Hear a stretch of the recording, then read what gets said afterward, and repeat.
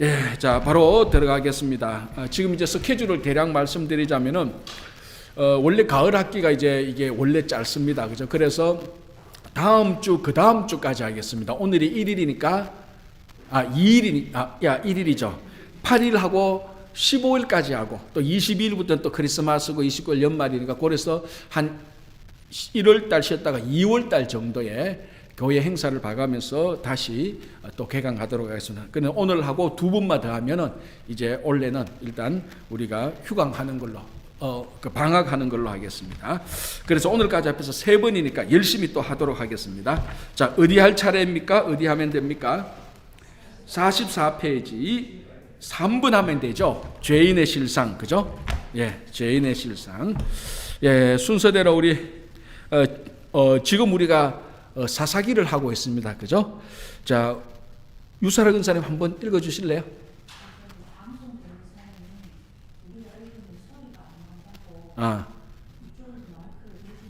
그럼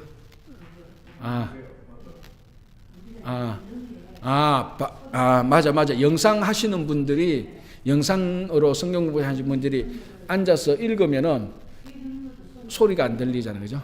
두 가지 방법이 있습니다. 그분이 여기 오시는 데 방법이고, 두 번째는 제가 읽는 방법이고, 세 번째는 마이크를 설치하면 되는데 지금 뭐 마이크 설치하기는 어려우니까. 그럼 오늘은 제가 읽을게요. 제가 읽을게요. 저도 전번에 한번 그 생각은 들었어요. 이렇게 읽으면 1년 동안에 영상 보시는 분은 좀 지겹겠다, 그런 생각 제가 한번 얼핏 하고 지나갔는데 오늘 들으니 그렇습니다. 그래서 다음에 이제 전주 한번 해주시고, 그래서 제가 요건 이제 다른 별개인데, 이제 코로나가 이제 발생하면서 전 세계가 이제 뭐 아직까지 덜 끝났는데, 이제 교회는 이 코로나 때문에 좋은 것도 있고 힘든 것도 있고 안 좋은 것도 있고 여러 가지가 있었어요. 그래서 전번에 어느 분들하고 얘기하면서 참 저희 교회는 그래도 이렇게 방송으로나마 영상으로나마 이런 걸 할 수 있어서 참 그 감사했는데, 좀 규모가 적은 교회들 있지 않습니까? 그런 교회들은 참 어려워요. 왜냐하면은 이 영상으로 이렇게 한다는 게 참 쉽지 않고, 그래서 제가 그때 그런 말을 했습니다. 여러분이 지금 영상 보시는 분들 이런 나오는 거 뭐 화질이 좋으니 소리가 좋으니 이거 사실 우리 잘 생각해 봐야 돼. 왜냐하면은 뭐 여러분들을 탓하는 게 아니고, 이게 영상으로 드리는 거, 이게 옛날로 말로 따지면 교회 안에 방송국 있는 거 하나하고 똑같은 거예요. 이게 그러니까 지금 우리도 당 예산 몇 개월 전에 2만 불인가 3만 불 주고 좀 더 이거 퀄리티를 올리는데 표도 별로 안 나요, 그만큼 해도. 그러니까 옛날에 뭐 SBS 개국되고 TBS 방송 뭐 이렇게 할 때 대한민국의 방송국 하나 나오는 것처럼 지금 각 교회가 영상으로 유튜브로 이렇게 보내고 뭐 이렇게 하는 거에 가만히 보면은 교회 안에 방송국 있는 거 하나하고 똑같은 거예요. 현재 저희 교회도 주일 예배 드리려면은 몇 분이 그 예배 시간에 또는 그 전에 미리 준비를 다 하고 굉장히 이거 준비를 많이 해야 되는 거예요. 그래도 이제 그 보시는 분은 요즘 워낙 첨단 방송 시대를 살아가고 있으니까 그거 당연한 걸로 생각하는데, 준비하시는 분들은 거기 뭐 이것도 준비해내고 저것도 준비해내고 또 이제 다른 또 매체하고 비교가 되니까 퀄리티도 올려야 되고 또 카메라도 더 선명한 거 사야 되고 또 돌아가는 것도 사야 되고 뭐 이게 굉장히 교회 안에 방송국 하나 갖다 놓고 지금 우리가 하는 거예요. 그래서 이게 참 어떻게 보면 감사한 일이고 또 이렇게 방송을 통해서라도 이렇게 하니까 코로나 기간 동안에도 새벽 기도도 우리가 같이 댁에서도 못 나오면 영상으로도 드리고 주일 예배도 이렇게 또 그 성경 공부도 할 수 있는 겁니다. 여러분들 많이 기도해 주시기 바랍니다. 오늘은 제가 그것을 충분히 이해하고 제가 읽도록 하겠습니다. 자, 3번 죄인의 실상. 자, 지금 우리 사사시대 하고 있습니다. 사사시대 죄인의 실상이 어떤가?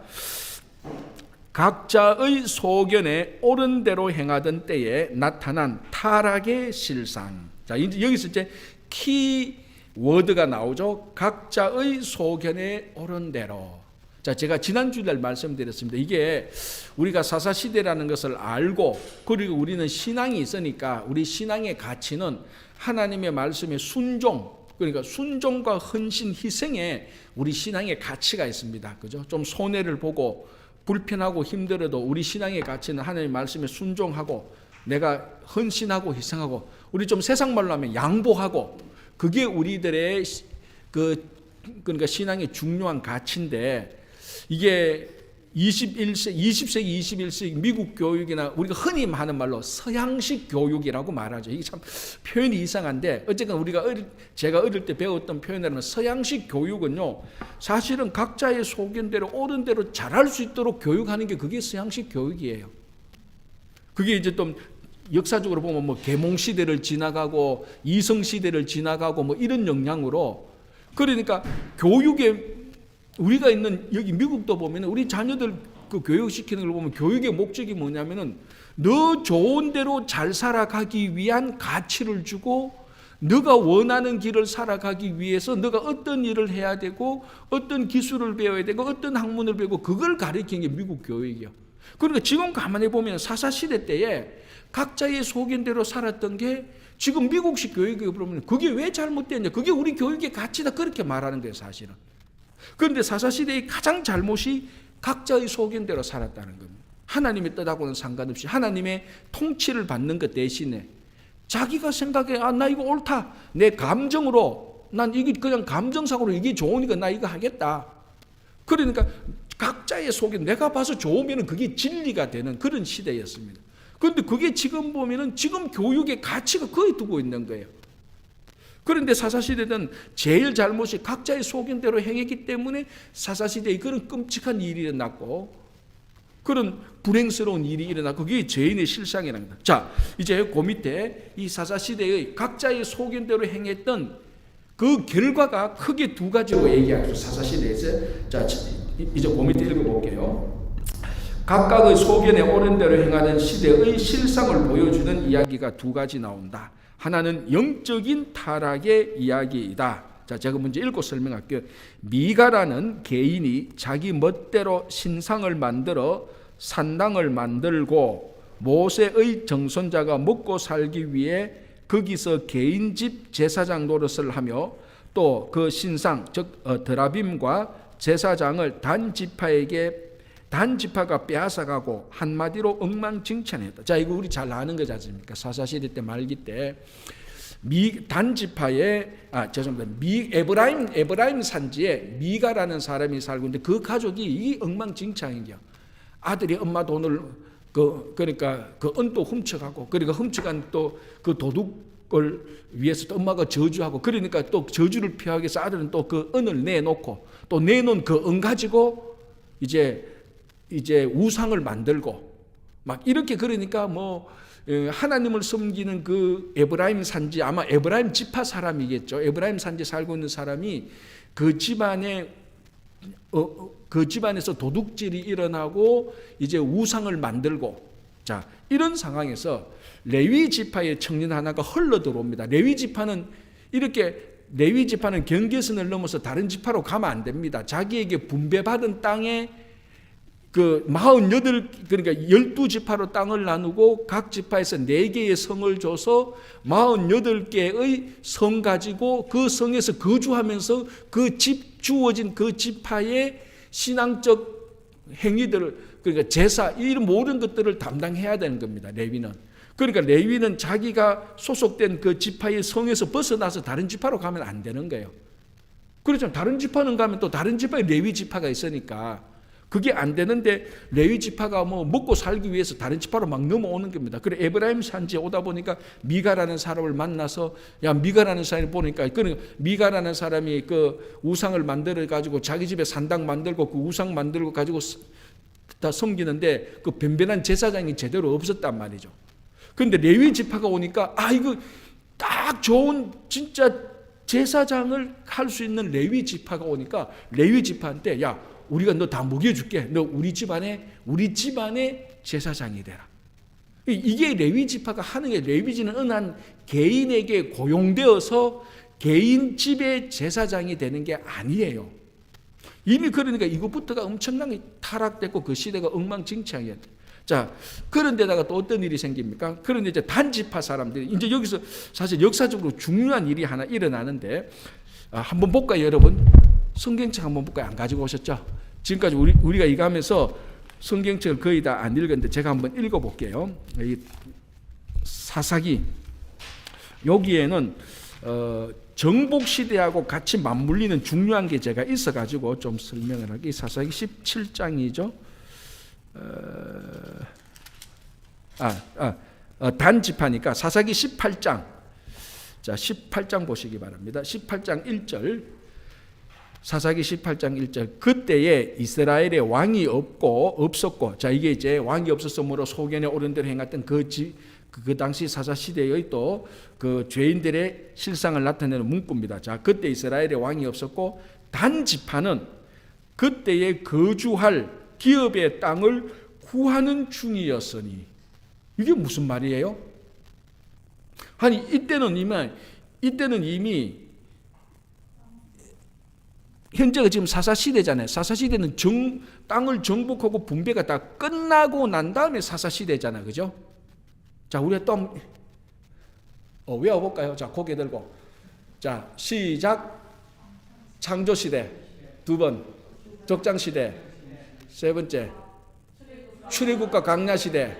4번째. 정복시대. 5번째. 사사시대. 6번째. 다니엘 왕국시대. 7번째. 분열시대. 8번째. 포로시대. 9번째. 포로 귀환시대. 10번째. 침묵시대. 어우, 잘합니다. 제가 이렇게 기습적으로도. 자, 그런 거 보십시오. 출애굽과 강야시대, 정복시대, 그리고 사사시대란 말이죠. 요 정복하고 난 다음에 분배가 다 끝나고 난 다음에 사사시대인데 18장을 보니까 단지파는 그때 거주할 기업의 땅을 구하는 중이었으니. 아니지, 단지파는 분배 다 받은 거예요, 이미. 그런데 구하는 중이라는 이건 뭐냐? 자, 우리가 지난주에 지도를 봤을 때 단지파가 분배받은 땅이 어느 지역이죠? 북부, 중부, 남부. 중부하고 남부 사이 중간이죠. 그냥 중부라고 볼 수 있죠. 그런데 단지파가 거기에 땅을 분배받는데 이 단지파가 그 땅이 싫었던 거예요. 그래서 자기는 이 땅을 안 하고 다른 데 살려고 땅을 두루두루 살펴보고 있었던 중이에요. 지금 그걸 말하는 겁니다. 지금 그 상태를 말하는 거예요. 그래서 단지파가 찾다가 제일 북쪽으로 올라가는 거예요. 그래서 단지파가 원래 땅은 단지파가 중간점 분배를 받았는데 나중에 보면 단지파가 북쪽에 올라가가 있어요. 분배받은 땅을 포기하고 올라갔단 말이죠. 지금 그때 상황이에요. 그때 단지파는 그때 거주할 기업의 땅을 구하는 중이었으니 이때 구할 때 이제 땅을 막 이제 찾아봅니다. 그때 에브라임 산지에 들어가 봅니다. 여기도 혹시 우리가 뭐 에브라임 집하고 뭐 좀 타협을 하거나 싸워서 땅을 좀 차지할 게 있는가 싶어서 에브라임 산지에 들어갔다가 누구를 만납니까? 누구 집에 갑니까? 미가라는 사람의 집에 가보니 신상도 있고 레위 지파도 있고 막 이런 거예요. 그래서 거기서 그 미가라는 사람들을 막 때려 부수고 그 신상들을 또 그 단지파가 다 뺏어오는 거예요. 그때 단지파 사람이 이 레위 지파 사람에게 말하는 겁니다. 야, 너 여기 있지 말고 이 한 집안의 제사장이 되지 말고 우리와 함께 가자. 그러면 너는 집안의 제사장이 아니고 한 지파의 제사장이 되지 않느냐. 그러니까 다시 사사기 18장 19절 보시기 바랍니다. 그들이 그에게 이르되 잠잠하라. 내 손에 입을 대라. 우리와 함께 가서 우리의 아버지와 제사장이 되라. 너가 한 사람의 집에 제사장이 되는 것과 이스라엘의 한 지파 한 족속의 제사장이 되는 것 중에서 어느 것이 낫겠느냐 하는지라. 자, 그러니까 20절 그 제사장이 마음에 기뻐하여 에봇과 드라빔과 새긴 우상을 받아가지고 그 백성 가운데 들어가니라. 그러니까 레위 지파는 아까 처음에 말씀드린 것처럼 자기가 분배된 그 지파의 성읍에 살고 있어야 됩니다. 일단 흘러내려와서 미가 집안의 한 가정의 제사장이 됐다는 것 자체도 잘못이고, 만약 그렇게 됐다면 종신 미가 집안의 제사장이 되어서 우상을 버리고 하나님을 섬기도록 했었어야 되는 겁니다. 뭐 물론 갈등은 있겠지만은, 그런데 이제 단지파가 와서 그 집 다 부수고 올라갈 때, 야, 너 우리하고 함께 가자. 야, 한 집안의 제사장 되는 것보다 한 지파의 제사장이 되는 게 전 좋으냐. 그러니까 좋아라 하면서 따라가 버린 거예요.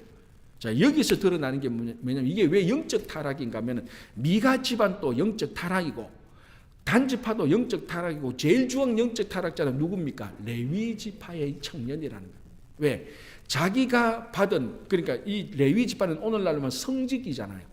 성직을 여기 보니까 여기가 조건이 더 좋으면 여기가 더 가서 이쪽으로 옮기고, 여기가 돈 더 많이 주면 이쪽으로 가고, 그러니까 자기 스스로가 레위 지파의 이 청년이 하나님으로부터 받은 그 거룩한 콜링을 팔아버린 거예요. 돈에 팔아버린 거예요. 이거. 자기 거룩한 직분을 더 좋은 값에 팔고 그 사람을 따라가는 겁니다. 이게 그러니까 얼마나 영적으로 타락한 건지 모릅니다.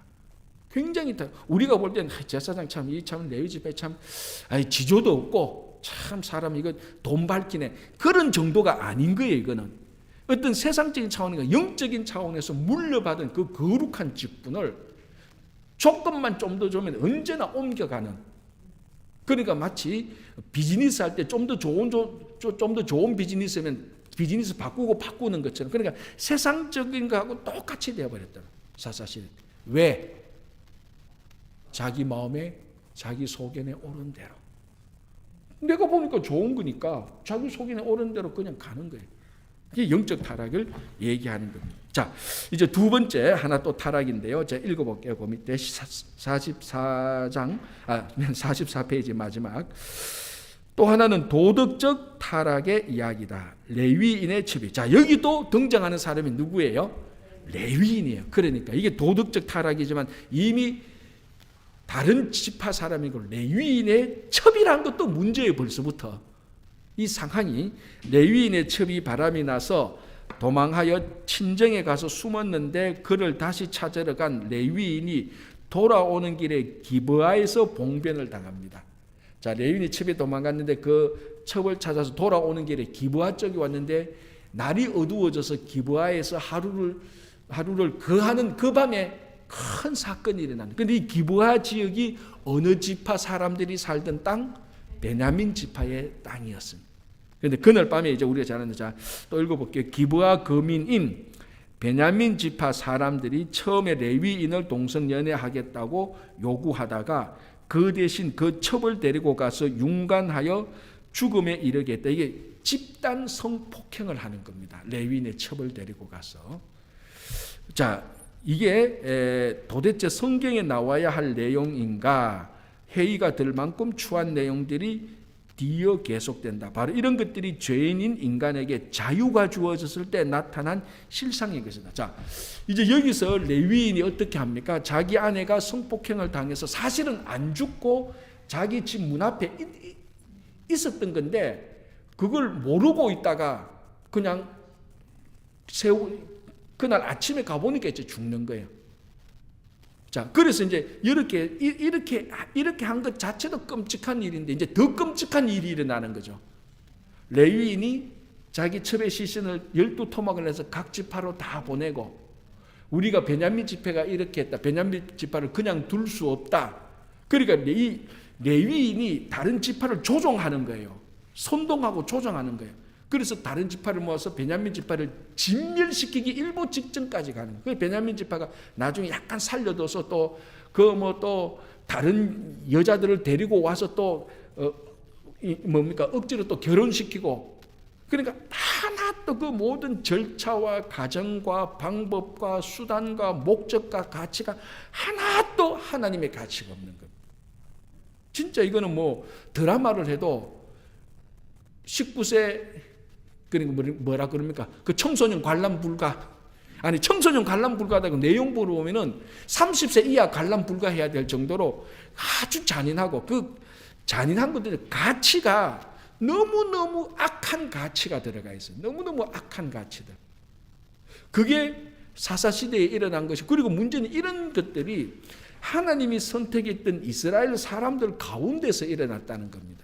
아말렉 사람이나 블레셋 사람이나 암몬 사람들이 한 게 아니고, 자, 여기에 또 핵심 역할을 하는 것이 아까 미가 집안, 그리고 또 이 집안, 이 두 영적 도덕적 타락에 전부 다 키 역할을 하는 사람이 누구라고요?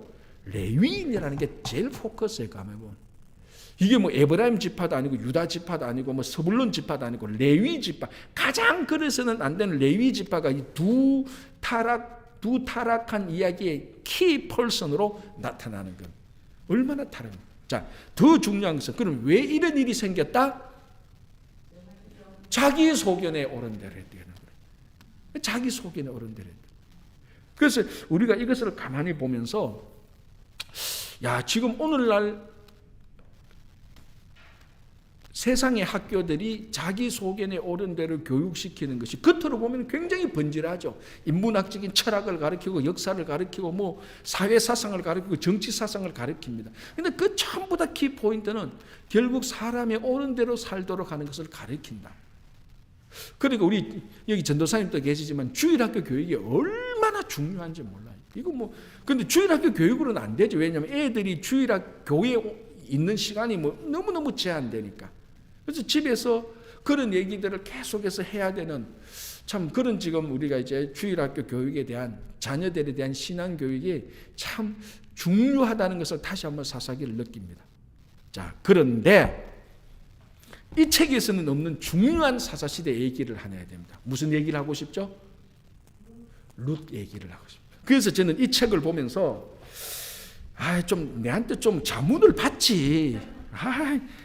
이 책이 왜냐하면 이런 것들을 잘 정리해놨기 때문에 이 책을 하고 또 우리가 공부는 잘할 수 있는데 어떨 때는 미안합니다. 이 책의 저자를 제가 좀 뭐 저자도 없어요. 옛날에 두란 오래전에 만들기 때문에 좀 내 같은 사람한테 자문 받으면 야 룻기 이야기도 좀 넣자.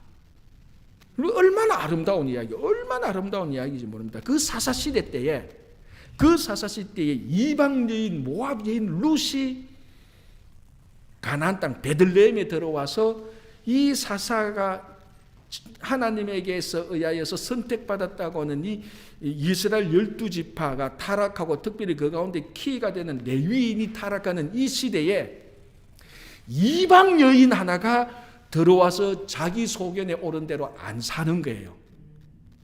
하나님의 뜻대로 살고 하나님께 순종하고 하나님을 섬기는 거예요. 이게 엄청난 이야기죠. 사사기를 전부 다 뒤집어 업사이드 다운할 수 있는 아름다운 이야기가 룻 이야기라는 겁니다.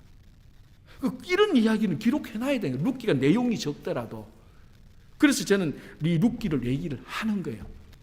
그래서 룻을 통하여서 다윗이 나오잖아요. 이제 우리 그러니까 이 사사기를 볼 때 이 사사기만 딱 보고 너무 타락했다. 그게 아니고 이방 모압 땅에서 하나님은 가나안 땅이 아닌 모압 땅, 이방 땅 모압 땅에서 반짝이는 한 여인을 하나님께서 준비해 놨다는 거예요. 이 여인이 베들레헴에 들어와서 레위 지파도 하지 못했던 어느 지파도 하지 못했던 그 아름다운 신앙의 관점을 그 신앙의 행위를 우리들에게 보여주는 거예요. 그러니까 여러분 지금도 한번 생각해 보십시오. 제가 요즘 제가 신앙생활보다 제가 목회를 하면서 성경을 다시 보면서 많이 느끼는 것이 혈통적, 인종적 이스라엘의 가치가 오늘날에 있는가? 이미 구약시대 때부터 하나님은 이 사사기 이스라엘의 혈통적, 인종적 가치에 아브라함의 육신에 물론 야곱을 통해서 약속의 자손이지만 그 인종적 혈통적으로 계속해서 아브라함을 이어받았던 하고는 그 시대의 사람들이 사사기 때 이렇게 타락했는데 그 야곱의 자손이 아닌 다른 모압 땅에서 한 여인을 데리고 와서 이 사사기 시대의 어두운 불을 밝히고 있다는 거예요. 그러니까 이미 구약시대 때부터 하나님은 이스라엘의 하나님이면서 동시에 열방의 하나님인 것을 보여주고 있는 겁니다. 확실해요. 우리 룻기 가장 이제 우리 뭡니까?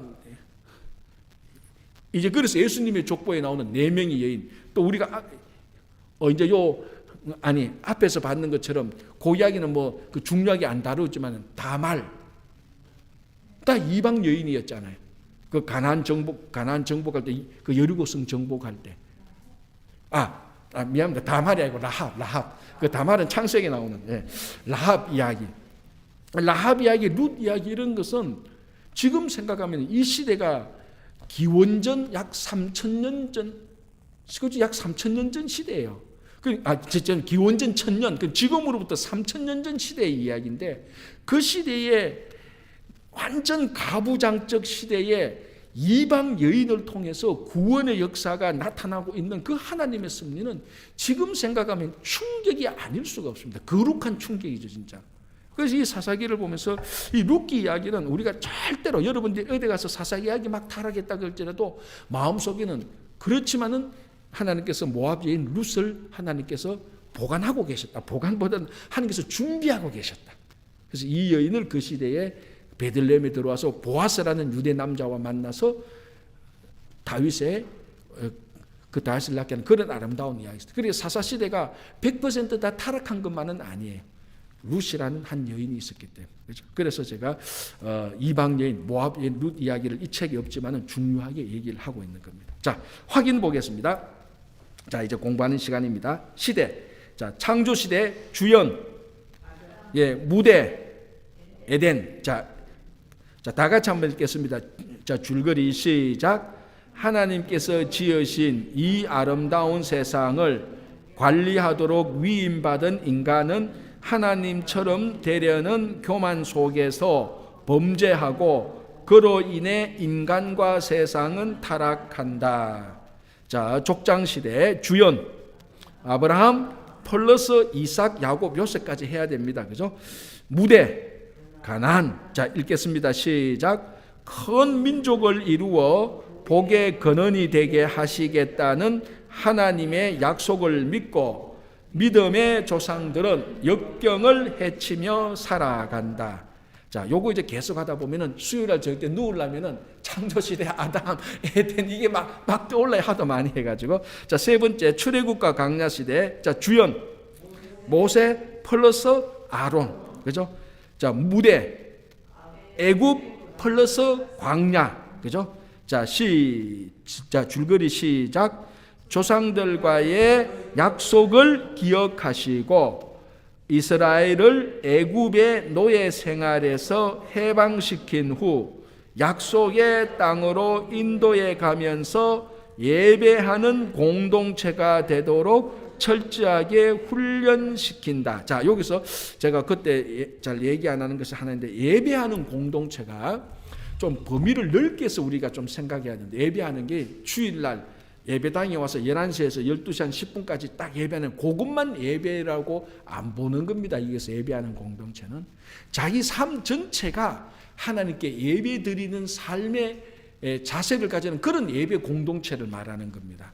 여기서 예배는 뭐 선데이 11에서 뭐 12 한 10까지 딱 예배드리고 우리는 예배하는 공동체 그런 예배에 아주 협소한 의미의 예배하는 공동체가 아닙니다. 삶 전체가 예배하는 공동체 그런 것을 의미하는 겁니다.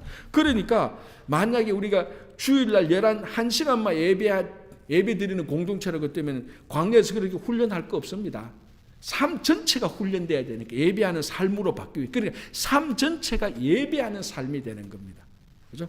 그런 예배하는 공동체를 말하는. 그래서 이제 자칫 들으면은 예배하는 공동체, 뭐 주일날 예배만 한번 드리면 뭐 예배하는 공동체지. 그렇게 협소하게 생각할까 싶어서 제가 추가적으로 설명하는 겁니다. 자, 정복시대. 자, 주연, 요수아, 무대, 가나안. 요거는 뭐 하시죠. 자, 시작. 모세의 뒤를 이어 지도자가 된 여호수아는 하나님께서 주신 권위를 가지고 가나안 정복을 위한 거룩한 전쟁을 수행해 간다. 자, 사사시대. 이제 오늘 우리가 공부했는 거. 자, 주연.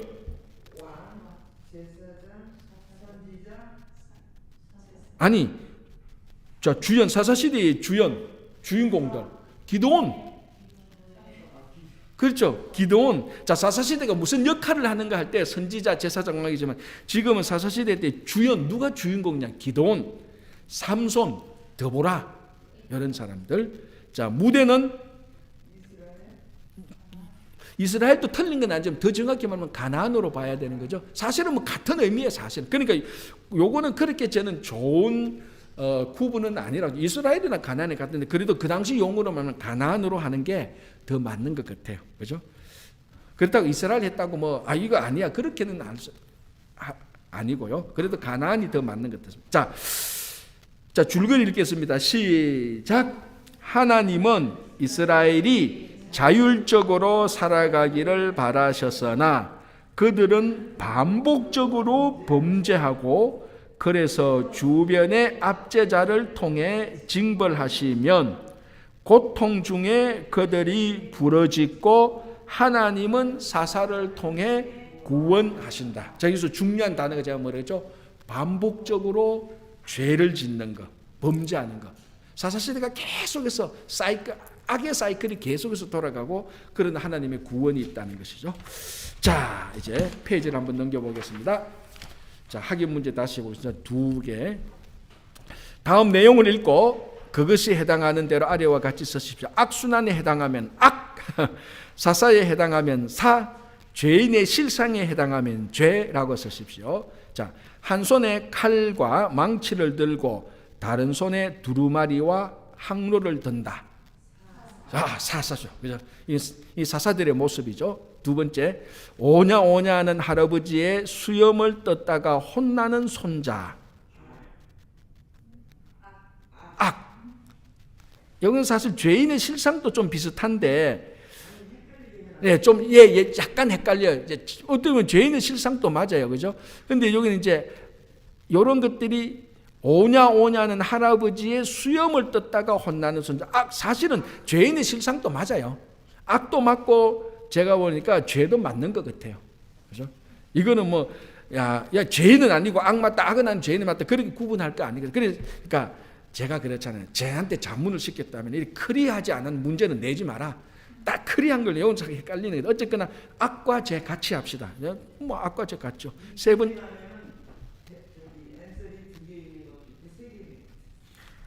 뒤에 답이 있어요?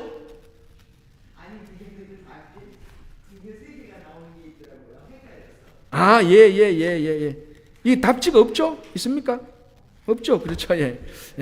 맞습니다. 예. 자, 세 번째. 월급쟁이 제사장이 판치고 신상과 제사장을 묶어서 세일한다. 자, 이거는 죄죠. 그죠? 죄인의 실상이 이렇다는 거죠. 그죠? 다음에 영적 타락은 도덕적 타락으로, 그리고 결과는 광기와 죽음으로. 그것이 죄인의 실상이죠. 그죠? 세습은 안 돼. 이게 사사시대의 특징이 세습이 없는 겁니다. 그 한 사사는 그 한 사사로 끝나는 거예요. 에웃은 에웃으로 끝나고 온니엘은 온니엘로 끝나고 삼손은 삼손으로 끝나는 거예요. 그 아들이 뭐 어떻게 이어서 세습하는 게 아니었어요. 그죠? 자, 다음에 믿고 맡겨본 하나님의 꿈은 번번이 깨어지다. 악이죠. 뭐 때문에? 번번이 계속해서 반복. 그죠? 이런 거는 내용이 아니고 문제 푸는 요령입니다. 이거는. 그죠? 자, 마지막. 각자 소견에 오른 대로 행했더니 엉망이네요. 죄죠. 죄인의 실상이죠. 각자 소견에 오른 대로 죄인의 실상이에요. 그죠? 예. 약간 애매한 게 있는데, 자, 그 다음에 이제 사사 프로필을 보겠습니다. 이제 여기 이제 사사에 나온 프로필입니다. 자, 첫 번째 사사, 온니엘, 어느 지파? 유다 지파. 싸운 상대는 메소포타미아의 구산 리사다임. 요 사람이 중요한 것은 갈렙의 사이였다는 겁니다. 갈렙이 누구였죠? 요수아와 갈렙. 그 가나안 땅에 들어간 1세대의 두 사람 가운데 하나. 그리고 가나안 정탐에서 믿음의 보고를 했던 사람, 갈렙. 그죠? 자, 두 번째 사사 에훗. 어느 지파? 베냐민 지파. 자, 모압 왕 에그론과 싸웠고 왼손잡이라는 게 특징이었죠. 베냐민 지파는 왼손을 잘 썼다고 우리가 나오는 겁니다. 그죠? 그런데 베냐민 뜻은 무슨 뜻이죠? 오른손의 아들이라는 뜻이야. 아이러니, 오른손의 아들인데 왼손을 잘 써요. 이게 하여튼 그런 약간 아이러니한 게 있어요. 자, 세 번째 사사 삼갈. 이거는 어느 지파가 안 나옵니다. 싸움 상대는 블레셋. 삼갈의 특징이 뭘까요? 우리 잠깐 나오는데 뼈 하나 가지고 블레셋 사람을 1000명 죽였나요? 내가 하기를 못해. 하여튼 이 뼈 하나 가지고 블레셋 사람을 많이 죽인 사람이 삼갈이에요. 자, 네 번째 사사 드보라. 어느 지파? 에브라임 지파. 싸운 상태는 가나안 왕 야빈과 시스라인데 드보라의 가장 큰 특징은 뭡니까? 그렇죠. 여자라는 거예요. 드보라는. 그러니까 여러분 대단하잖아요. 그 시대에 지금으로 약 한 3,000년 전 시대에 여자 사사가 있었다. 여자가 지도자였다는 거. 그리고 아까도 말씀드린 게 아까 말씀드린 사사가 왕과 제사장과 선지자 역할을 동시에 했다는 겁니다. 이걸 여자가 할 수가 있느냐? 3,000년 전에 불가능한 데인데 하나님께서 여자를 그 당시에 썼다는 거죠. 그죠?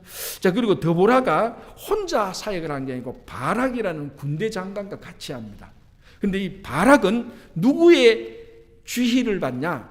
드보라의 지휘를 받아요. 드보는 누가 더 권위가 있었냐? 드보라와 바락이 있었는데, 근데 가만히 읽어보면은, 여러분 사사기 읽어보면은 누가 활약은 더 많이 합니까? 바락이 훨씬 더 활약을 많이 해요. 그러니까 사사는 오히려 바락이 진짜 사사 모습을 나타내는데, 이 바락에게 누가 사사의 권위를 가지고 바락에게 명령을 하는가 하면 드보라가 하는 거예요. 이 드보라는 굉장히 사사치고도 굉장히 권세 있는 사사였죠. 여자 사사가. 그죠? 자, 다음에 기드온, 이제 사사의 가장 대표적인 사사 기드온, 므낫세 지파고 미디안과 아말렉. 자, 이 기드온이 아주 그 유명한 게 뭡니까?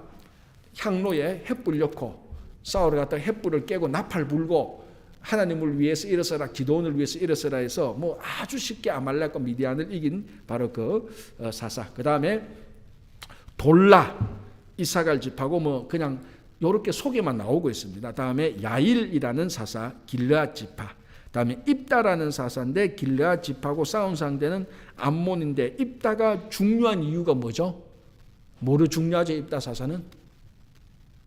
옷을 잘 입어서 그럽니까? 자기가 맹세를 하잖아요. 내가 암몬 자손과 싸워서 이기면은, 이기고 집으로 돌아갈 때 가장 먼저 나를 마중 나온 사람을 내가 하나님께 제사를 드리겠다. 자기는 자기 딸이 나올 줄 몰랐다는 거예요. 근데 모니까 자기 딸이 나오는 거예요. 그래서 자기 딸을 나중에 약간 텀을 두고 바치게 되는 그래서 이 입다라는 사람으로서 아주 경솔한 맹세를 우리가 그런 교훈을 많이 봤죠. 그 다음에 베들레헴에 있었던 유다 지파의 입산, 그리고 서불론 지파의 엘론, 에브라임 지파의 압돈, 이런 사람은 그냥 소개만 나오는데, 이제 또 한 유명한 사사가 나오죠. 단 지파의 삼손. 싸워서 이긴 사람은 블레셋. 그러나 제일 유명한 사람은 데릴라.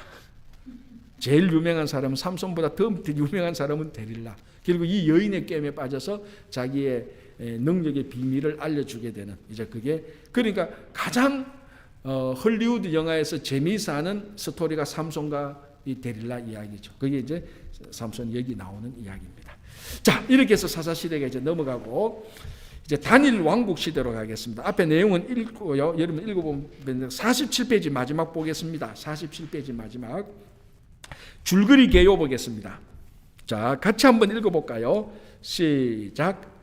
하나님의 마지 못한 허락하에 주변 국가처럼 이스라엘도 왕정 체제로 넘어갔는데, 하나님의 마음에 합한 왕 다윗에 의해 국가가 번성하나 솔로몬의 우상 숭배로 분열의 위기에 봉착한다. 자, 여기서 이제 요 뒤에도 얘기가 나오는데, 솔로몬의 우상 숭배로 분열의 위기에 봉착한다는 것은 영적인 측면에서 본 겁니다. 실제로는 르호보암이 와서 분열이 되는데, 솔로몬 때 약간 그런 복습만 좀 깔리죠, 사실은. 왜? 솔로몬이 성전 짓고 하는 바람에 백성들한테 많은 노동력과 세금을 많이 거두어 들여놨습니다. 그게 사실은 르호보암 때에 이게 빌미가 되어서 분열이 되는 계기가 되는 겁니다. 그래서 솔로몬의 우상 숭배로 분열의 위기에 봉착한다는, 요거 제가 읽어봐도 너무 좀 약간, 그래도 솔로몬 때 위기에 봉착할 정도는 아니었거든요. 솔로몬 때는 뭐 솔로몬 죽을 때도 위기에 봉착할 정도까지는 아니었는데, 약간 이제 표현이 약간 더 지나쳤다라는 인데, 그렇죠. 뭐 틀린 말은 아닙니다. 어차피 솔로몬에서부터 그 분열의 씨앗이 싹 텄으니까요. 자, 페이지를 넘겨서 정계. 단일 왕국 시대는 간단합니다. 딱 세 사람 기억하면 됩니다. 누구? 사울, 다윗, 솔로몬. 이렇게 이제 세 사람만 기억하게 되는데, 이제 각 한 사람의 이야기로 들어가 보면 다양한 아주 드라마틱한 이야기들이 굉장히 많이 나오죠. 자, 보겠습니다. 1번 사울 왕. 자, 같이 한번 읽어보겠습니다. 시작. 초대 왕이지만 왕권의 한계를 넘어선 월권으로 하나님께 버림받음. 자, 우리는 사울 그러면은 우리는 뭐 사울 그러면은 별로 그렇게 중요한 왕으로 사실 좀 안 치죠. 워낙 다윗이 걸출한 인물이었으니까. 그러나 이스라엘 사람들한테 사울을 물어보면은 우리가 생각하는 것보다는 더 중요하게 생각합니다. 물론 그 사람들은 뭐 다윗은 뭐 너무너무 중요하게 생각하지만, 그러나 비율로 따지면, 제가 만나고 이야기해 보면은 비율로 따지면 우리는 사울은 점수를 주면은 빵점으로 줘요. 우리 다윗은 100점으로 주고. 그러나 이스라엘 사람들한테 이야기를 쭉 해보면은 다윗은 당연히 거의 뭐 100점에 가까운 사람이에요. 근데 사울도 점수를 굉장히 많이 줘요. 7, 80점까지. 제 기억에 굉장히 어떤 유대인하고 얘기해보면 사울에 대하여서 굉장히 호감이 있는 사람이었어요. 왜 그런가? 우리가 바라보는 신앙적 차원이 아닌 그 사람들은 정치적 차원에서 바라보는 게 많이 있다는 걸 제가 느꼈어요. 자, 우리는 예수 그리스도가 다윗의 후손으로 왔기 때문에 우리의 신앙의 초점은 예수 그리스도에 있습니다. 그죠? 근데 유대인의 신앙의 초점은 예수 그리스도는 아니에요, 이 사람들은. 그러니까 우리가 다윗을 그만큼 다윗 하는 이유 중에 하나는 다윗의 후손 가운데 메시아인 예수 그리스도가 오셨기 때문에 우리는 다윗을 높이 평가하는 것도 분명히 있습니다. 다윗 자체로도 훌륭한 인물이지만, 그러나 유대인들은 사울 그 자체의 인물만 보는 게, 다윗을 통해서 메시아가 온 것도 자기들은 인정 안 하니까. 그래서 사울의 첫 번째 가치는 뭐냐? 이스라엘의 초대 왕이었다는 겁니다. 그거는 어마어마한 중요한 가치예요. 자, 미국에서 제일 인기 있는 대통령 조사를 보면 항상 거의 1등은 에브라함 링컨이에요. 전번에 몇 번. 그리고 이제 탑 5 안에 드는 인물이 항상 케네디하고 누구? 조지 워싱턴. 조지 워싱턴은 왜? 누가 뭐래 그래도 미국의 첫 번째 대통령이에요. 그거는 흔들 수 없는 중요한 사람. 그래서 각국에서도 자기 나라의 국부라고 말하죠. 국부에 대한 것은 흠이 있어도 미화시키는 경향들이 있어요. 그래서 자기 자신의 그 자존심 상하잖아요. 우리나라의 국부가 흠이 있어도 그건 뭐 반드시 그런 것만 아니냐, 미화시켜야 국부의 후손들이 우리들이 마음이 편하지. 그런데 우리는 사울을 볼 때 우리의 국부도 아니에요. 우리는 사울은 그냥 하나님의 말씀 안 듣다가 완전 실패한 왕. 다윗은 잘했고 다윗의 후손으로 메시아가 왔어. 우리는 다윗인데 이스라엘 사람들에게 얘기해 보면 의외로 사울이 굉장한 그 호평을 받고 있습니다. 그거는 우리도 어느 정도는 인정해야 될 필요가 있는 게, 사울이 어쨌거나 이스라엘의 초대 왕이었다는 것. 그거는 굉장히. 그래서 우리가 잘 아는 성경의 사도 바울의 원래 이름이 뭐였죠? 사도 바울의 원래 이름이 사울이었어요. 그만큼 그 당시에 사람들이 자기 아들을 낳았는데 사울처럼 되라고 사울을 만들어요. 얼마나 그게, 물론 이제 그 지파적인 영향도 있지만은, 그러니까 우리 같으면은, 제가 우리 주일학교 애들 가운데 사울이라는 이름 했던 사람들 혹시 본 적 있어요, 여러분? 영어 이름에? 다윗은 모든 교회 유수 그룹에 다윗은 한두 명 다 있어요. 다윗 있죠, 요셉 있죠, 다니엘은 항상 있어요. 예? 예, 맞아요. 멕시칸 애들은 좀 있어요. 맞아요. 그 히스패닉 가운데 사울 좀 들었어요, 제가. 예. 근데 우리 한국 사람은 사울이라는 이름은 기분 나빠, 재수 없는 이름이야, 성경에서. 다윗, 다니엘, 요셉, 전부 다 제가 얘기했죠. 이방 나라에서 제일 높이 올라갔던 사람. 여자는 반드시 사라가 있고 에스더가 있어요. 사라와 에스더는 항상 있어요, 어디 가도. 그런데 한국 사람은 사울이라는 이름으로 자기 아들은 영어 이름으로 안 지어요. 그만큼 우리는 사울에 대해서 아주 부정적인 게 있어, 우리는. 이유는 다윗과 비교해서 너무 차이가 많이 나고 너무 많은 실수를 한 게 성경에 기록되게 됩니다. 자, 미안합니다. 제가 좀 사족이 있었지만, 그래서 제가 여기서 초대 왕이었지만 라는 것에 이스라엘 백성들은 굉장히 중요한 중점을 두는데, 우리는 이게 정치적으로 역사적으로 초대 왕인 것은 중요하지만, 그러나 우리는 구원의 역사로 보기 때문에 사울보다는 다윗에게 눈이 확 돌아가는 거죠. 우리는. 그죠? 자, 한번 보겠습니다. 다시. 자, 그 다음에 읽어볼게요. 사울은 마지막 사사인 사무엘에게서 완전한 왕정을 확립한 다윗으로 넘어가는 과도기의 인물이었다. 왕은 왕이었으나 세습을 하지 못한 면에서 사사적인 요소를 가지고 있는 것이다. 그가 왕으로 세워진 이유는 그의 외모와 겸손 때문이었다. 이게 이제 사울이 왕이 될 때는 아주 겸손했는 거 우리 알잖아요. 사울은 자기가 왕으로 뽑힐 것까지도 짐작했습니다. 자, 처음에 왕을 어떻게 뽑았죠? 하나님께서 임명했지만 인간적으로는 추첨했잖아요. 제비뽑기. 그래서 뽑고 이제 뽑았는데 이제 12지파를 뽑았는데 12지파 가운데 베냐민 지파가 뽑고 베냐민 지파 가운데 사울 집안의 자손이 이제 뽑혀 나가는 그런 과정에서 사울이 되는 거예요. 그런데 사울은 이제 그 전에 사무엘을 통해서 왕이 될 거라는 것을 자기는 미리 알고 있었는데도 그 자리에 나가서 내가 왕이다라고 뭐 이렇게 자기를 드러내기보다는 오히려 진짜로 그 자리에 우리말로 하면 그 자리에 내가 설 수 있을까? 내가 그런 자격이 없는 사람인데 그럴 만큼 겸손했던 사람이에요. 그리고 보면은 그 키가 다른 사람의 머리보다 머리보다 하나 더 있었다. 그러니까 아주 외모적인 권위로 봤을 때 왕이 될 만한 기골이 있었다는 겁니다. 그죠? 그래서 왕은 여기 보면은 그의 외모와 겸손 때문이었다. 그러나 그는 이스라엘의 왕이 절대 월권할 수 없는 제사장의 영역과 선지자의 영역을 침범하고, 요거는 나름대로 잘 정리한 것 같아요. 자, 제사장의 영역을 침범했다. 요게 무슨 사건을 말하는 거죠? 블레셋과의 전쟁할 때에 사무엘이 제사를 드리고 그건 제사장만 할 수 있는, 그러니까 사무엘은 어떤 사람은 마지막 사사였다까지도 말을 하는 거예요. 그러니까 어쨌거나 사무엘은 사울이 왕이 되기 전까지 사사 역할을 다 했던 사람이에요. 사울이 왕이 되기까지. 그러니까 사무엘이 사사냐 선지자냐를 보는 그것도 있지만 어쨌거나 선지자였지만은 사사 역할도 했던 거예요. 왕이 되기 전까지.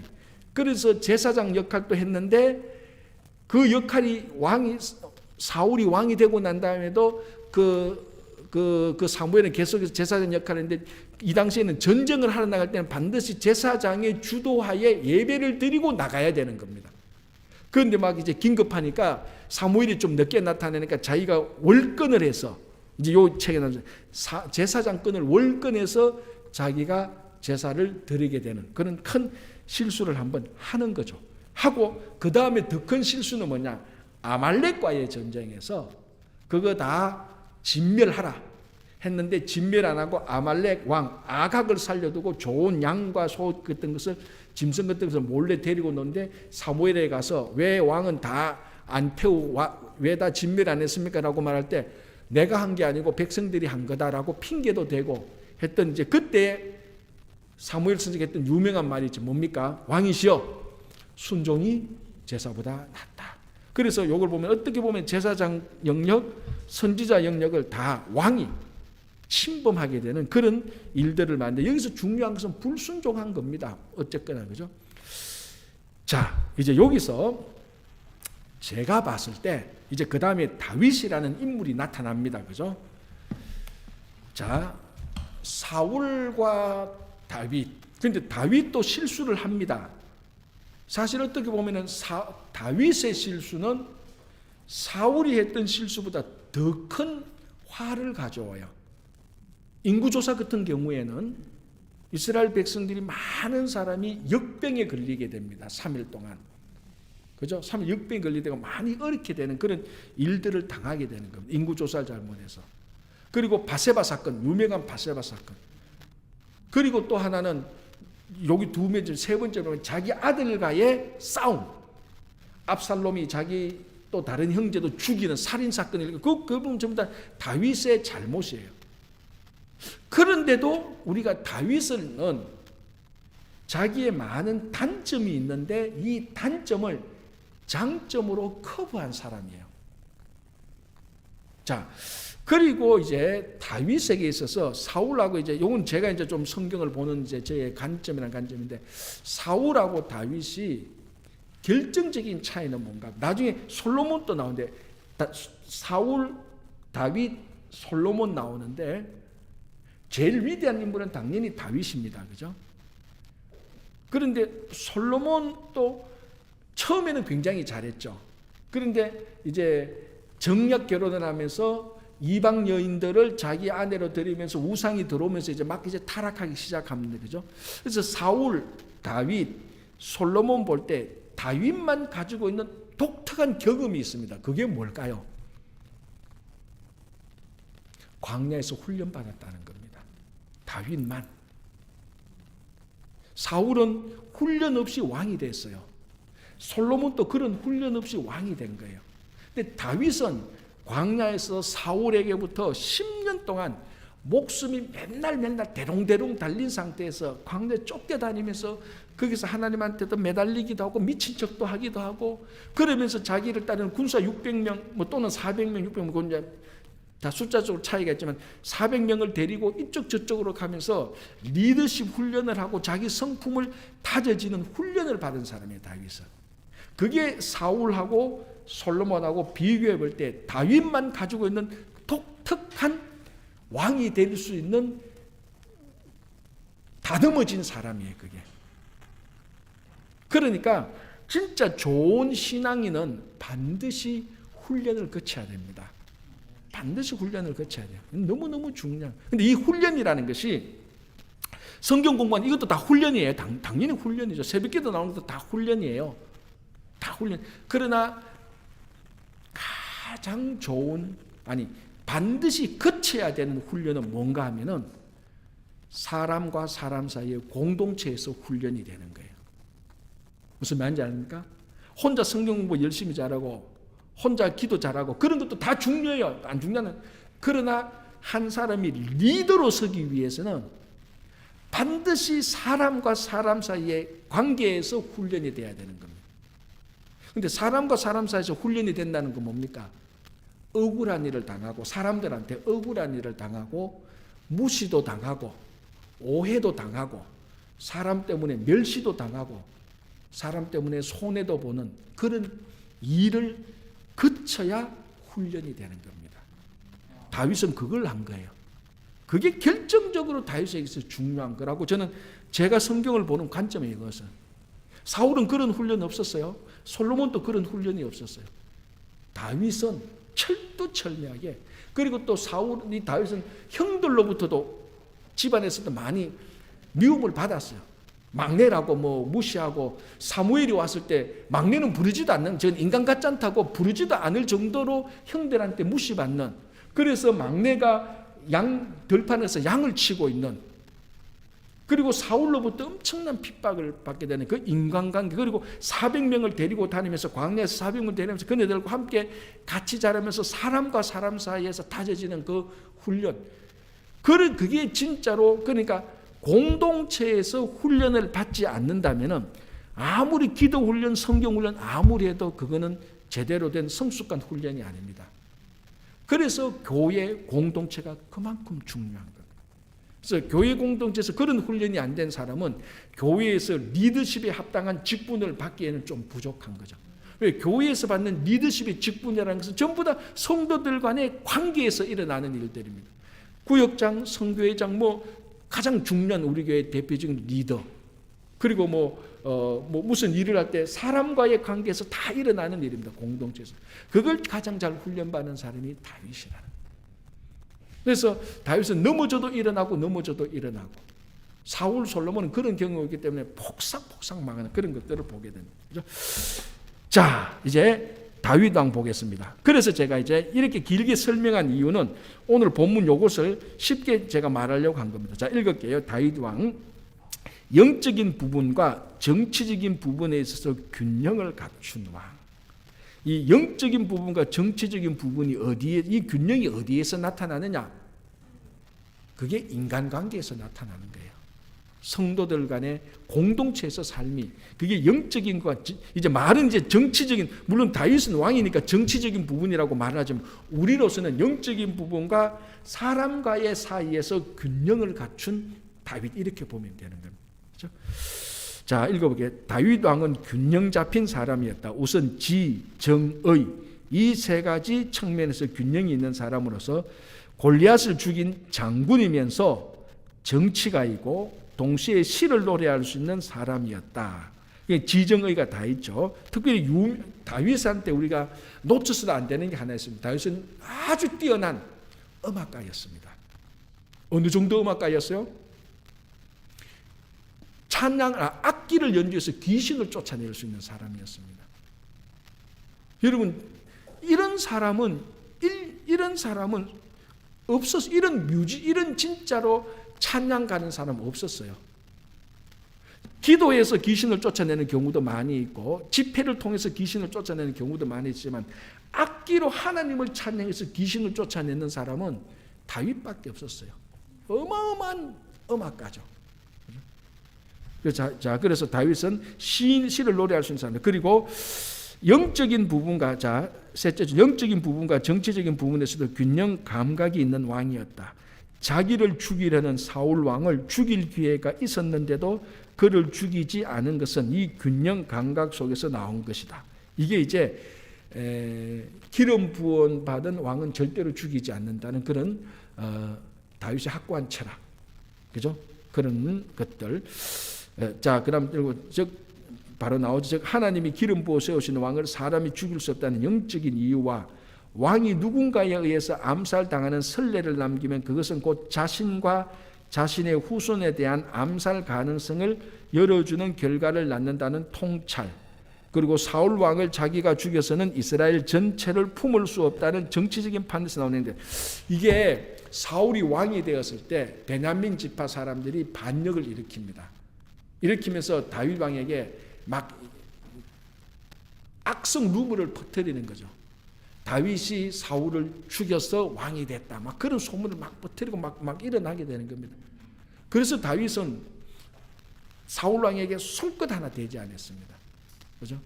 그러니까 이게 가장 우리 보면 정치적인 가장 고수가 하는 겁니다. 진짜 하나님의 그대로 맡겨놓은 거예요. 그래서 다윗이 베냐민 지파가 반란이 일어나고 해도 그것에 이 다윗이 휩쓸리지 않고 그런 반란을 잘 이길 수 있었던 것은 다윗은 반란을 통해서 왕이 된 사람이 아닙니다. 만약에 다윗이 반란을 통해서, 즉 사울을 죽여서 왕이 됐다면 우리가 정치적으로 역사적으로 말하면 다윗의 왕의 정통성에 늘 문제가 있는 거예요. 그래서 다른 사람들도 야, 다윗도 반란을 일으켜서 사울 왕을 죽여서 왕이 됐지 않느냐, 그럼 그 사람들도 계속해서 우리도 다윗 왕을 죽여서 왕이 되면 되지 않느냐, 그런 선례를 남기지 않았다는 겁니다. 이제 이건 정치적으로 말을 하는 것이고, 가장 중요한 것은 우리가 그 다윗의 이야기를 쭉 우리가 뭐 이제 전문에 설교할 때를 통해서도 봤지만, 다윗은 철두철미하게 보복하는 것을 그만두었어요. 그게 다윗의 가장 위대한 점이에요. 제가 볼 때는. 그러면서 계속해서 사울에서 깨어진 그릇이 되고, 그릇이 깨어지니까 하나님께서 다시 다듬어 쓸 수 있는 그런 사람이 된 거예요. 그래서 우리가 다윗을 보면은 참 배울 게, 신앙적으로 배울 게 참 많은 그런 사람입니다. 그래서 다윗의 별명이 뭡니까? 하나님의 마음에 합한 사람이었다. 그죠? 자, 볼게요. 계속 읽어볼게요. 자, 그 다음에 다윗 왕은 밑에서 5째 줄, 6째 줄인가, 다윗 왕은 이스라엘의 참된 통치자는 영적인 권위 속에서만 가능하다는 것을 알고 있는 사람이다. 이게 참 중요한 것 같아요. 진짜로 다윗의 통치가 하나님으로부터 온다는 것을 굳게 믿고 그것을 계속해서 붙들고 있었던 사람입니다. 이게 중요한 거예요. 그죠? 다윗 왕은 이스라엘의 참된 영적인 권위 속에서만 가능한 것을 알고 있는 사람이었다. 그래서 수도를 아직 아무 지파에도 속하지 않은 여부서의 땅인 시온성, 즉 예루살렘을 정복하여 수도를 정하고 법궤를 그곳으로 가져다 놓는 일을 했다. 자, 여기서 이제 여부서 족속이 있는 여부서성을 정복해서 예루살렘성을 만들고 한 게 뭡니까? 법궤를 가지고 온 겁니다. 언약궤. 이게 왜 중요하죠? 방금 나왔잖아요. 하나님의 권위가 있어야 통치가 가능하는 것을 알기 때문에 그 법궤를 가지고 오는 겁니다. 언약궤를. 그게 하나님의 권위의, 하나님의 임재의 상징이고, 하나님이 임재하다는 것은 하나님의 권위가 있다는 겁니다. 그래서 다윗이 언약궤를 가지고 와서 언약궤가 도착했을 때 너무 좋아서 속옷바람으로 춤출 정도로 좋아했다는 거예요. 그래서 그것이 그런 것들이 다윗이 하나님을 경배하고 하나님을 기뻐하고 하나님을 절구한다는 진짜 표시가 되는 겁니다. 그것이. 그렇죠? 그래서 이제 그 권위, 영적인 권위가 언약궤를 가지고 오는 것. 이제 거기서부터 하나님의 이제 통치가 시작되는 것을 가장 잘 보여준 사람이 이제 다윗이 되는 거죠. 자, 그다음 보시면 이제 다윗이 이런 사람 그럼 다윗은 완전한 사람인가? 절대로 그렇지 않습니다. 바세바 사건 등 몇 가지 흠이 있는 사람이었으나 하나님과의 관계를 마지막까지 흐트러지지 않고 나아갔던 사람, 다윗은 하나님의 마음이 합한 사람입니다. 자, 여기서는 이야기하지 않지만 바세바 사건 등 몇 가지 흠, 인구조사를 했던 것, 그리고 다윗이 아버지로서 부족했던 점, 그런 것들은 분명히 있습니다. 그죠? 왜냐하면 왜 아버지로서 부족할 수밖에 없었냐? 아내가 많으니까 이 핸들링이 안 되잖아요. 그래 압살롬하고 그 얼마나 많이 싸웁니까? 그래서 아들이 계속해서 반역을 일으키는 겁니다. 다윗이 속이 상할 대로 다 상했죠. 그런데 자 보십시오. 그런 아들이 반역을 함에 있어서도 끝까지 통치를 할 수 있었던 그 이유 중에 하나가 제가 다시 말씀드리자면 왕이 되기 전에 철저히 훈련을 받았던 거기에서 나왔던 것이라고 저는 개인적으로 그런 측면에서 많이 보고 있는 것입니다. 그래서 굉장히 중요한 거죠.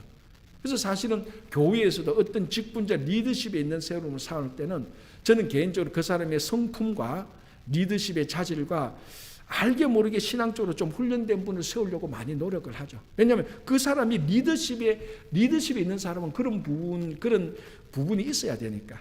그 가장 전형적인 이제 다윗인 거예요. 가장 보면 그죠. 이제 사실 그래 보면 모세도 마찬가지예요. 모세도 하나님께서 훈련시키고 난 다음에 쓰는 거예요. 요수아도 마찬가지. 요수아도 모세 밑에서 40년간 리더십을 배우고 요수아를 쓰는 거예요. 그죠. 자, 아이고 시간이 다 됐네. 우리 여기까지 합시다. 여기까지 하고 다음 주에 또 솔로몬 왕 또 할 이야기가 얼마나 많습니까? 우리가 여기까지만 다윗까지만 하고 다음 주에 우리 그 다니엘 왕국의 솔로몬 왕 보겠습니다. 자, 제가 기도하고 마치겠습니다. 하나님 감사합니다. 오늘 사사시대를 보고 또 아버지 하나님 저희들 다니엘 왕국 시대의 사울을 보고 다윗을 보게 됩니다. 이런 아버지 인물들과 그 시대를 보면서 우리가 살고 있는 이 시대를 보고 나 자신을 또 나 자신의 하나님 사람됨을 되돌아보기도 합니다. 부족한 것, 연약한 것 계속해서 정말 저희들이 더 다듬어지고 더 훈련되어지고 더 성숙해질 수 있도록 주님 인도하여 주시옵소서. 그래서 우리가 이런 성경 탐구 40일을 통하여서 하나님께서 우리들에게 주신 하나님의 말씀을 더 잘 알고 잘 알 뿐만 아니라 우리 삶 속에 잘 적용하고 또 행할 수 있도록 주님 인도하여 주시옵소서. 감사하오며 예수님 이름으로 기도합니다. 아멘.